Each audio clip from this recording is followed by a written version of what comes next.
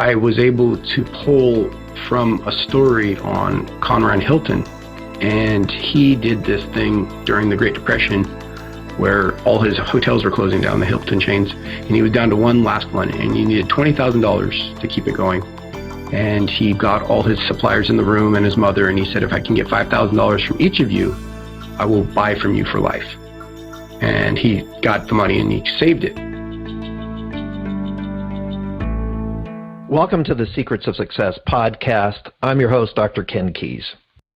Well, today's show, as always, is an interesting story of an individual who struggled with dyslexia, really kept it a secret, and then ended up actually writing a book about it called I Can't Read.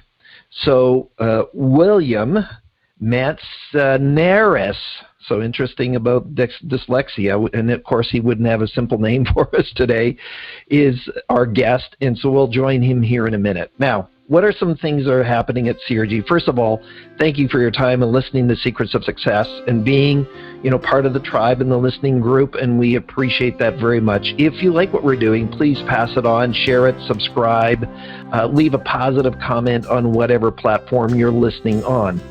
In the meantime, around CRG, lots of new things that are going on and happening, and I never know when you're going to be listening to this, but we have now launched a brand new e-course on what do you really value. What would it mean if you could make the right decision every time? And I'm not saying that just to be frivolous, is that when you are clear about who you are and what your core values are, and then you can make a values-based decision, wow, it frees you up. All the research is clear, is that you have better decision-making, your stress level goes down, your objectivity goes up, even your ability to receive negative feedback increases or improves when you are clear about your core values. So what do you really value is now available online as an e-course, and so we just encourage that you would consider that or share it as a gift for somebody. We'll have the URL online in the show notes, but otherwise go to crgleader.com, look for online courses, and it's called What Do You Really Value? So here's our show for today. Thank you again for listening with William Manzanares on I Can't Read.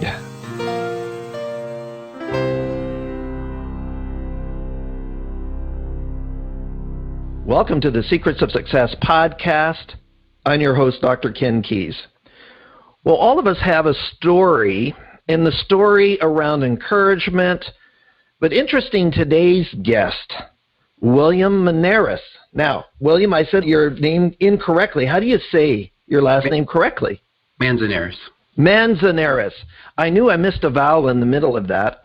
And interesting, your book is I Can't Read. I'm dyslexic, so we've already sort of opened the show with that as an example. So, William, I'll call you William throughout the rest of the show.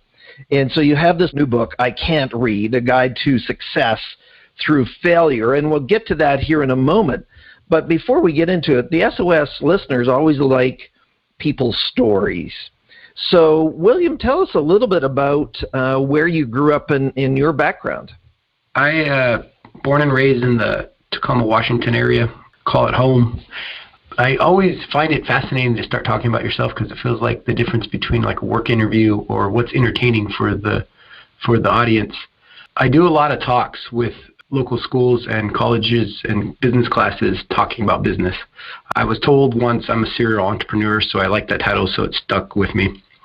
I've opened various types of businesses, opened them, ran them successfully, closed some down because I knew they weren't going to be successful, and along the way stumbled upon what I found is a cure to solutions in my companies. So then I started exploring that, and that was actually through reading. One of my biggest things is if you want a job with me, you have to read a book to get a job, and not my book, but not just any particular book, a book about customer service. And when others say it's hard to find people to work, I make it harder for them to come work with me. So that's where I've always had that ability to think outside the box, or when someone says it can't be done, I go out and do it. Well, I appreciate it, and of course entrepreneurs need that tenacity. But let's just kind of back up a little bit around your childhood as far as so that people get a sense of your journey yourself. So for those people that are listening, Tacoma is close to Seattle, Washington. or the west coast of the U.S. With that, what's kind of like your childhood? What was that like?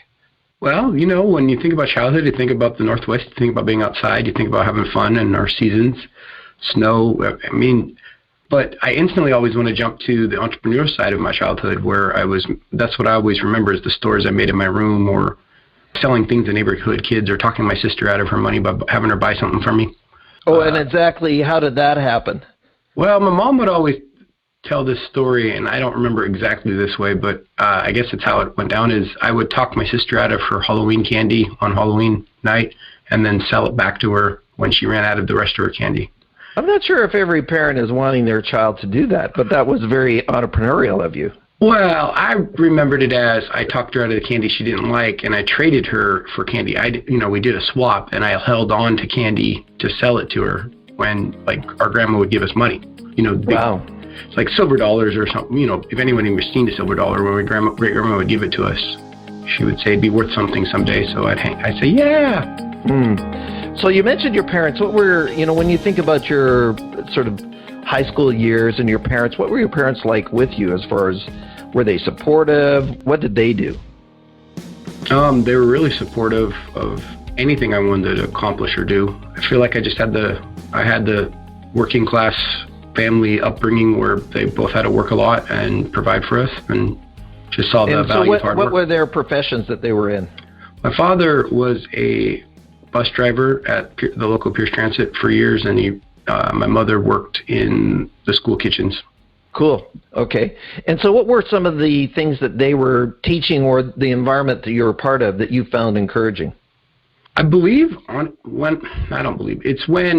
Why I always speak of entrepreneurism is I'd come home and create something or do something that no one thought of in the family, and they would always meet it with astonishment. Or my father, I remember this one time, someone forgot a small bag of like soap, or I don't think groceries, right, on his bus route, and he didn't notice till the end. And I asked him why didn't you turn in lost and found. He said no one will ever claim it, so he handed it to me, and it had soap and some other things in it, and I turned a store into it. He said, make a store with it. And he always supported any idea I had for a store. And he would teach me about markup. And you got to buy something at a lower price than you sell for. And that was just basic. My mom was supportive in all my creativity. Anything I ever wanted to do, she went along with it. So what did you do after high school? Did you go to college? Yeah, I did a couple years at the community college, Pierce College. And then I went on to UW Tacoma campus. But I ended up dropping out to finish I had two businesses going at the same time, so I dropped out. Never finished that bachelor's degree. Well, talk to us about, first of all, what did you take in college, and then what were these two businesses that you started? I took general classes in college. I had this idea that since I always liked business, I should challenge myself in college and not take business classes. I don't know what I was thinking. I was young and naive. And the businesses at the time, I had a smoke shop and a bar and grill restaurant. Hang on, you're how old at this time? 23 or 24. And you have a bar and grill restaurant? I'm barking at 25. Sorry, I'm thinking about opportunity. Building I was leasing for one of our stores had a existing bar that used to be a business, so I opened it up. Wow. And so when you think about the listeners, you say it in sort of matter of fact. 95% of people would never be able to have the chutzpah to do it. So what was really driving you to be able to kind of pull this off that the listeners could gain from that? Well, the drive for me was since I was little, and I struggled with reading, and I struggled at not knowing I was dyslexic, not knowing and just thought I was stupid. So when people talked about success, you had to go to college, you had to do this to get a good job, you had to do this, you had to do that. Somehow I gravitated to the historical icons of people who came to this country and started empires, by just working their butts off. So I noticed those people did it. So I had this drive inside of me to be a business owner since I was young, because it's when you talk about encouragement, it's what I was encouraged that I was good at. It was the one thing that everyone praised me for from different family members. I mean, when you were doing stores in your room and you had distant cousins who might make fun of you for doing that, I don't know if anyone's ever had anyone make fun of them for doing something. It inspired me to be even better at it. So for me, I was going to be a business owner. It was just a matter of time. So that was the determining factor. And when I saw opportunities to own different types of businesses, I took them for expansion or diversification or anything I could talk about in hindsight. But at the time, I just wanted to survive. So your smoke shop, explain to us, what was that business? I was managing its tobacco and cigarette retail store, like a convenience store. I wouldn't say it's like a 7-Eleven because we have less food. It would be more of a, if people use tobacco, they'll know what I'm talking about. But it's a specialty shop. And I was managing that with a cousin of mine, and we had expanded to 2 locations, I believe, by that time when I was still in school, and I kept trying to get a degree and going towards that, but we had a business going. And it was not as easy as I thought it would be, or you assumed when you first get a business that it's going to be profitable, and it takes a while. Really? Yeah, of course. So then what happened with both of those businesses? Well, that goes to a story that sometimes I started out like this in business classes. I said the worst business day of my life was the day my partner decided to clean out the bank account and take everything from the store within 15 minutes. And he left me with the least employees and nothing. And wow. And so which business was this? The smoke shop. The smoke shop. So go ahead. No, that was the worst day, and that's what defined where I am today, because I mean, at the moment, everything was taken from you, everything, and you only had to, oh heck no, this isn't going to happen. I had just opened the bar. I think this was in 2007. I had just opened the bar, so I was in debt from that, and I had no money to get it going, but I got creative, and then I tell the story of, well, that was my way of saying, not only you're not going to take it, and years later I had 4, but I'm going to thrive because of the bar. So and that was my way of saying, not only you're not going to take something from me or make, but I'm going to thrive because of it. So let's just go through this and back up, because this is an important story for listeners, William. First of all, your partner has taken all of this stuff. Obviously, you felt something, maybe betrayal, whatever it is, anger. How did you overcome that? And then what did you do next to be able to successfully keep it going with no resources? What did you do? So first of all, your emotional response, and number 2 is, what did you practically do to keep this thing going? Well, that's the funny thing is emotional, you don't know how to respond. You're realizing it's over with. It was a bad day for me anyway. I lost the great-grandma I talked about earlier that same day. And I was already in an emotional bad place. But I was able to pull from a story from a biography channel I watched on Conrad Hilton.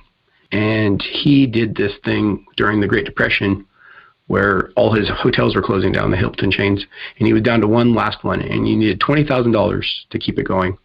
And he got all his suppliers in the room and his mother, and he said, if I can get $5,000 from each of you, I will buy from you for life. And he got the money and he saved it. Well, I tried a different variation. Actually, I've never explained this story out loud, so your listeners into something I've never been interviewed on.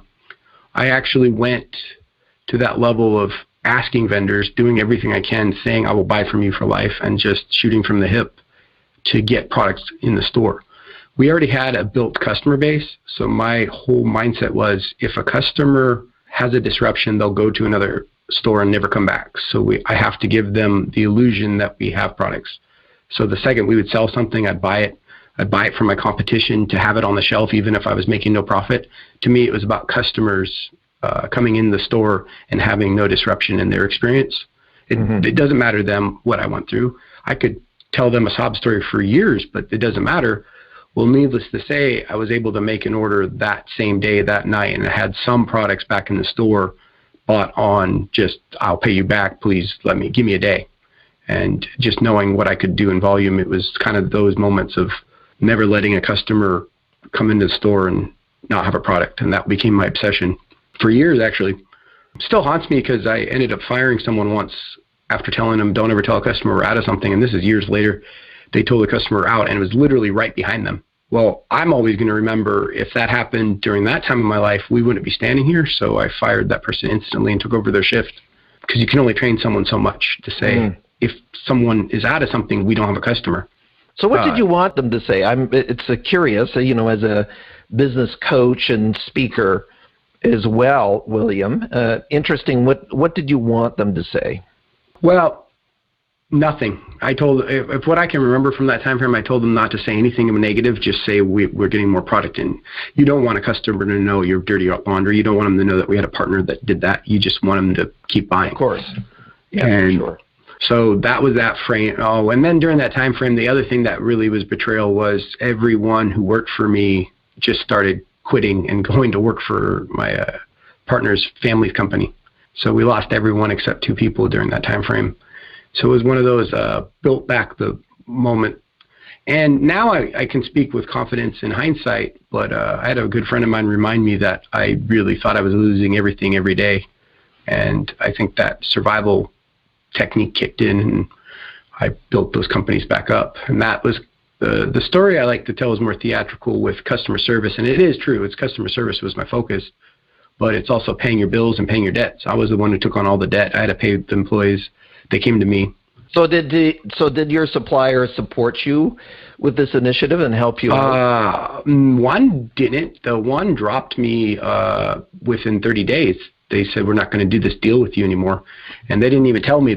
We just didn't get a product then.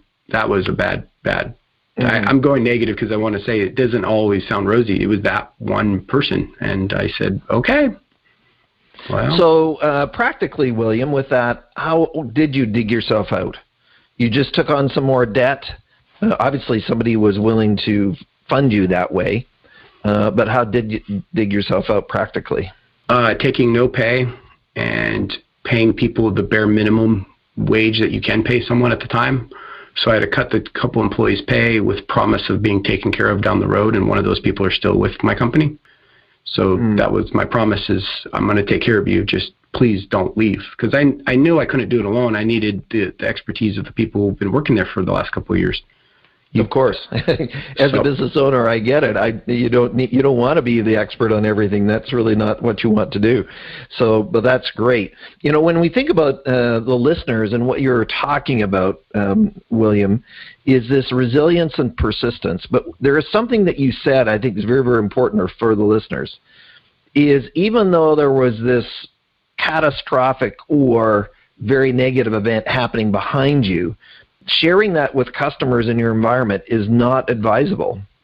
And so just moving forward and keeping that close to your chest and not sharing it is part of the strategy to get back. And so a lot of times people share this negative event, and that actually contributes to your downfall. I would 100% agree. A year or so later, I had a different person in the company who worked at the bar. Anyway, he knew the neighborhood. And as best as anyone could remember, no one could remember that day in business. They don't remember it. They just remember we always coming to the same store and just buying products. And the name changed. Obviously, I changed the name.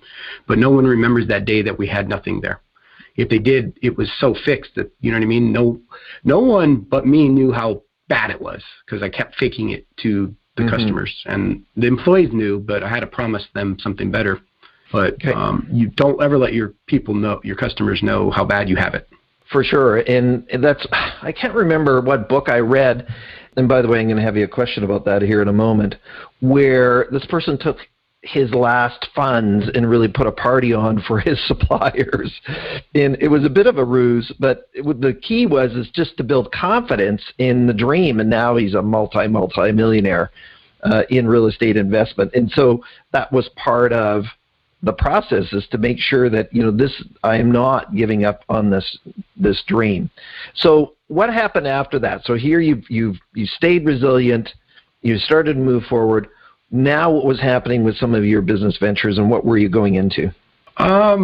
Still going through the tobacco stores, and I really never wanted to be the tobacco guy. It was just thrusted upon me, and then that day changed everything, that I wasn't going to let someone take me out of business. My identity of myself was, I'm going to be a business owner. And I tried other business. I dabbled in other business ventures. I kept trying to get out of this, what's perceived to be bad environment. But it was just making it efficient. So I made everything as efficient as possible. I made it as efficient so that I could scale.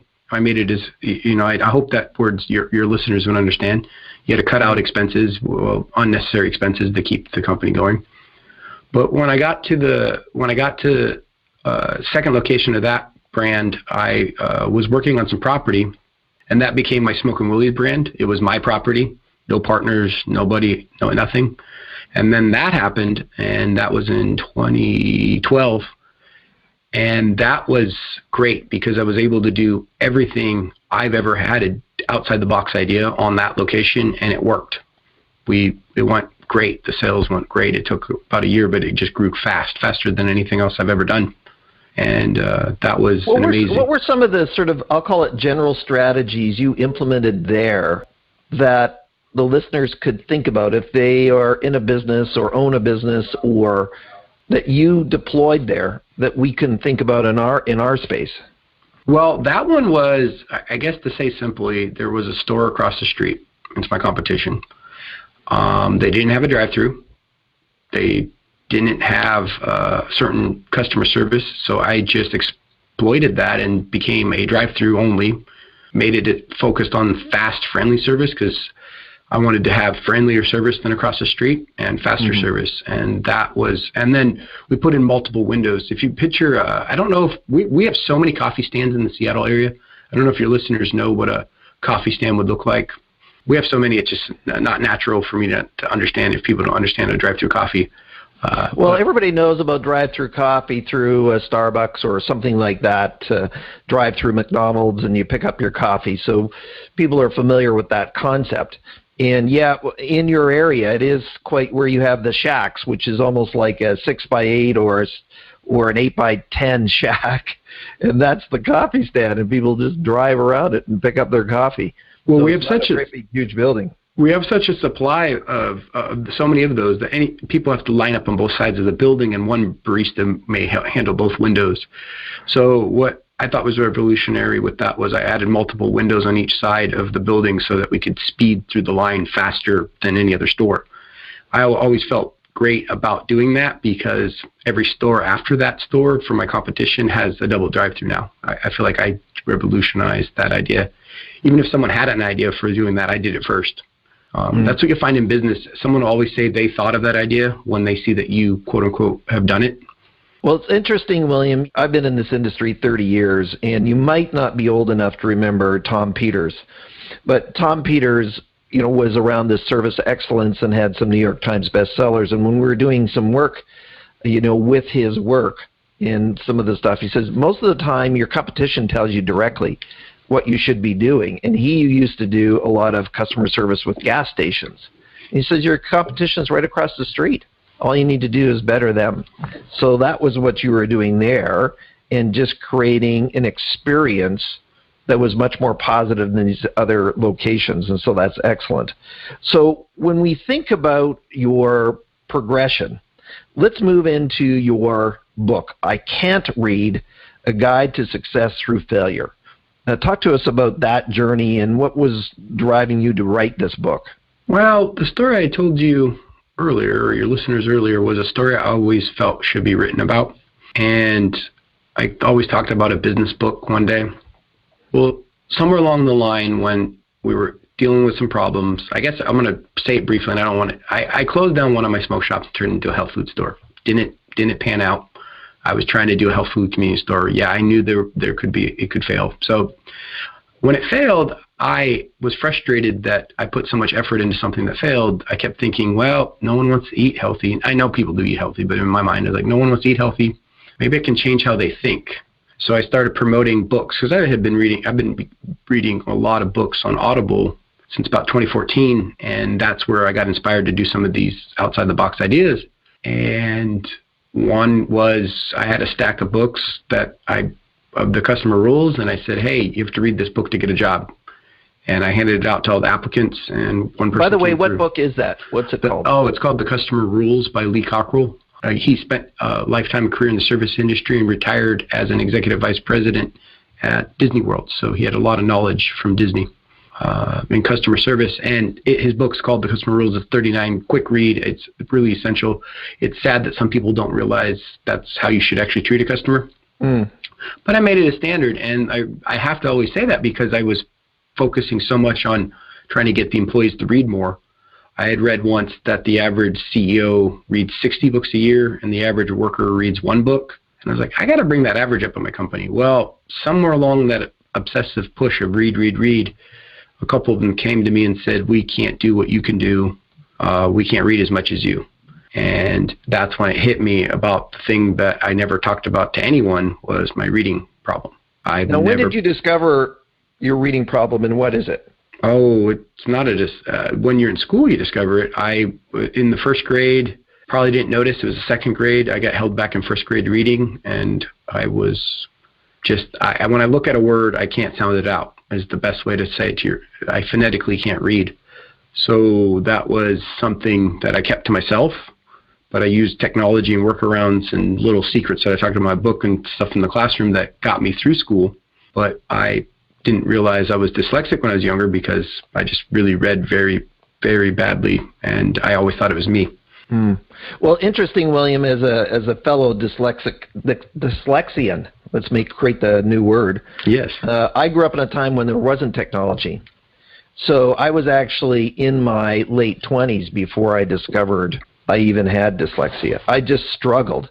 It was actually technology that helped me solve that, and now I'm a writer of 4 or 5 million words of content in several books. But it was technology that allowed me to do it. But it wasn't until I was in my 20s that it was discovered. So back then in school, you were my grade 9 English teacher, just as you maybe had a situation there, said I would not amount to anything because I couldn't read or write.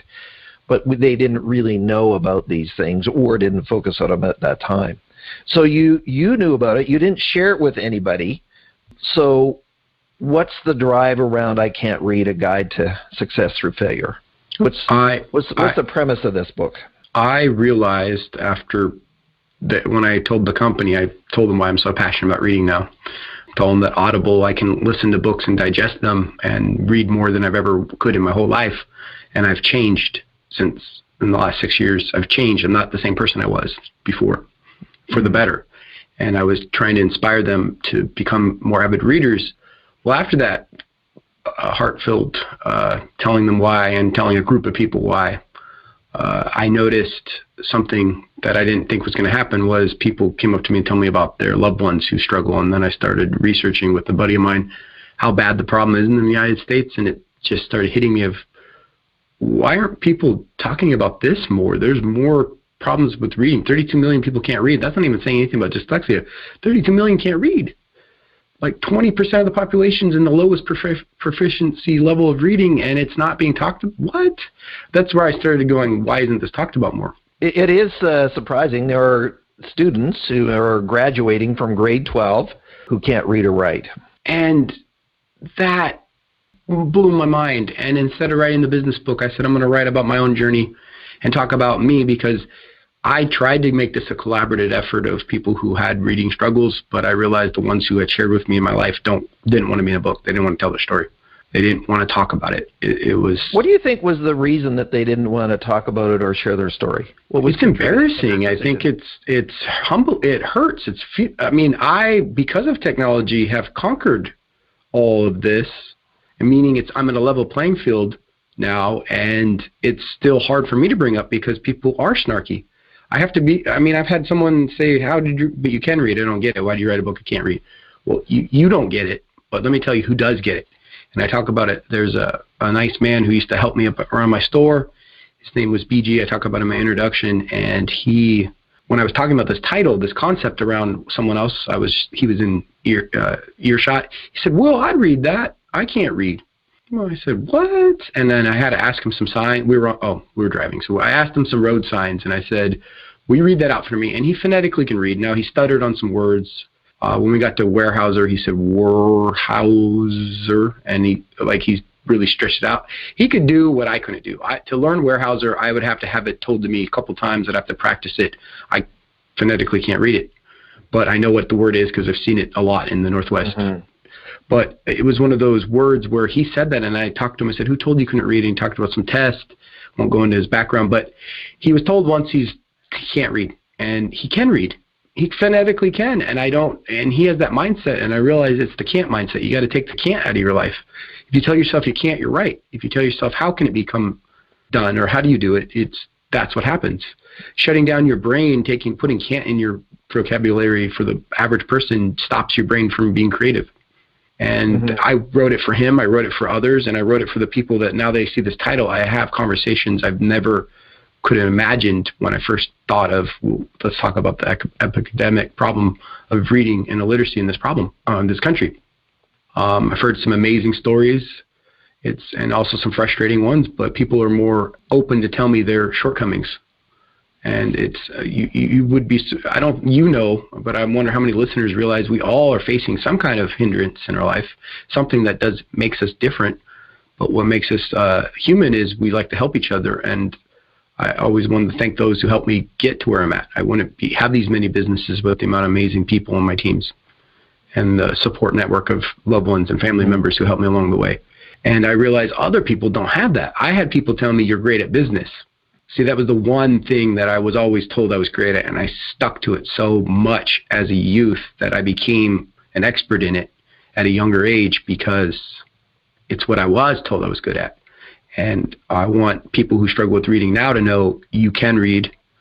It will take you time. It will be a struggle, just like you said, Doc, it took you till your 20s, and it's okay if you're older and discover that the joy of reading. It's okay, and once you discover the joy of reading, you will unlock worlds you never knew existed. Now, are you using Audible as your book, or are you actually physically reading print now? Well, I wanted to ask a fellow dyslexic, one thing that is a trait not shared by all, but I can listen to books at multiple speeds and retain them all. I do we're doing a podcast, so I love the podcast space. I listen to 1 to 2 hours of podcasts a day, so I would say that's a majority. Though I would say for the most part now, I enjoy the physical reading. So if I go on a holiday or something like that, or vacation, I'll take 3, 4, 5 books, and I'll consume a book a day, and I'll be able to do it. So it's fine. Part of me is that I couldn't spell. Mm-hmm. So I could read not too badly. Now, slowly to start with, and then over the years have developed the skill to do it. But on the other hand, I still can't. The spelling is horrid. So thank goodness for a computer and a thing called Word that helps to tell me that the spelling is incorrect. So that was my dilemma. Now, sounding out a word, less so. Reading a script for, let's say, doing a TV spot or something like that, I just would never do it, right? Having a teleprompter. So reading towards it, so I'm off the cuff. That's why we have no prescribed questions on Secrets of Success. That's one of the reasons, is I don't read bios. It's not the thing that I do. So that's sort of how I think it, like you, William, is that you create an environment that works with you.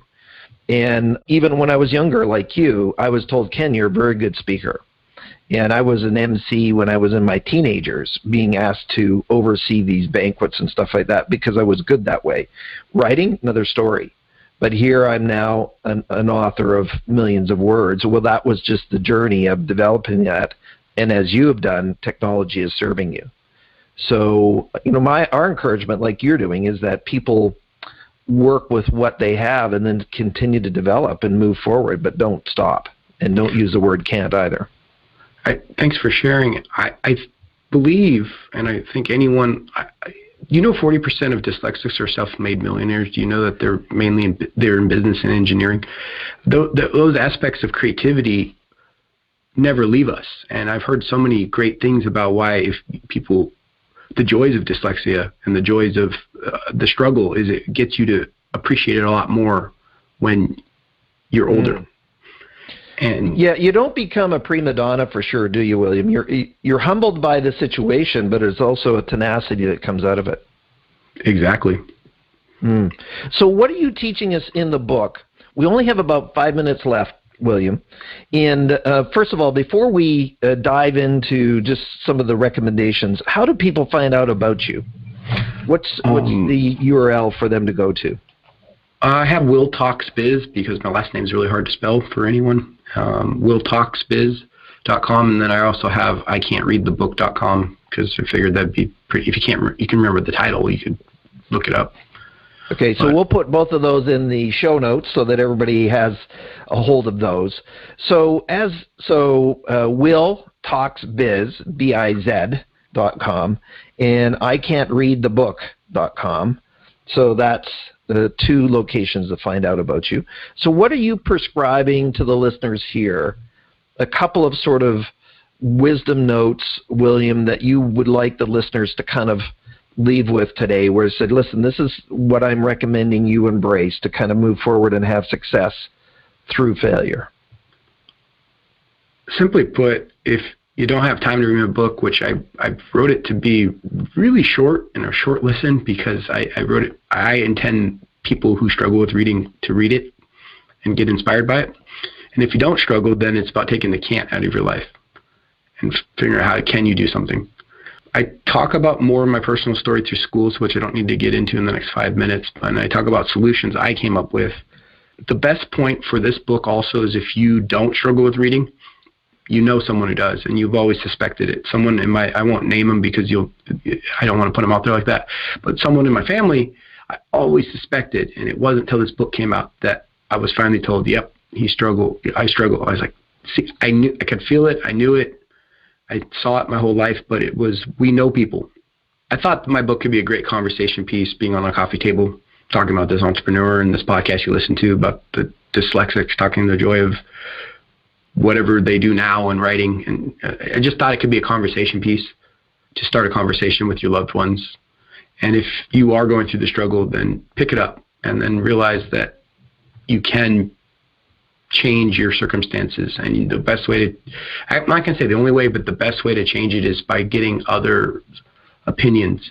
And what better than the authors who spent time to write books about change, about life, about love, about business, and learn from their journey, because we can't live every life ourselves. So why not learn from someone else's life? And that's the joy. Well, that's the journey. Now, interesting. You cited the stat that most leaders or CEOs read about a book a week, and the employees read a book a year. The stats actually show that 85% of people don't actually ever read a book after college. So now some might have some fiction that are in there, but a lot of people, of course, are consuming videos and going in that format there. Now, I want to back up 1 second before we go, William. And you said you get your applicants to read the book Customer Rules. Just explain that process to the listeners, how you do that. And so they're applying for a job, and then they have to read this book, and then what do you do? Then they get hired. If you get the book, then you're going to get hired if you finish the book. We don't just give the book out to everyone. There's like 2 rounds of interview process that the HR handles now. And they give out copies of the book or audiobook. And when you're done reading it, then you get the job. So you will give them the option to make that as an audio book for them to consume? Yes. Okay, excellent. Excellent. So what would be your final comment or encouragement to the listeners today, William? If you haven't picked up a book in a long time, pick one up. I 100% can tell you, you will be changed for it if you put in the effort to become what you want to become. Anyone who wants to own a business can own a business, but maybe you should read about it before you get into it, because you might have avoided some mistakes. If I would have read as much as I've read now when I was younger, that story I told you wouldn't have happened. I would have been able to have a conversation with my ex-partner before it got that bad. I would have been able to have real conversations and not been so egotistical with my own ways. I would have had the insight to be able to prevent something like that. And also, if I would have read this many books and it had happened, I would have had a different outlook and a different way of doing things. So whatever you're facing in business or life, someone's written about it, and you can learn from another perspective without having to go through the same problem over and over without a solution. Absolutely. Well, William, stay on the line with us, but thank you for being on the show. We sure appreciate it. Thank you. Well, go to ican'treadthebook.com or willtalksbiz.com to find out more about William's work and his encouragement around, hey, just overcoming stuff. All of us have stuff to overcome. And I thank you for listening to Secrets of Success. And if you like what we're doing, just please pass it on, subscribe, leave a positive comment on any channel that you're listening on. The other side, I want to encourage you is that, every single person listening is important. Every single person matters. And so take the steps, take the can't out of your life and go forward and make a difference. Thanks for listening. I'm your host, Dr. Ken Keis. Thanks for exploring the secrets of success with us. If you want to keep the momentum going, log on to crgleader.com. Scroll to the bottom and sign up for our inspirational emails. You can also take your success to the next level by following us on Facebook and Twitter and connecting with Ken on LinkedIn. We hope you have a great week and look forward to you joining us next time for the Secrets of Success podcast with Dr. Ken Keis.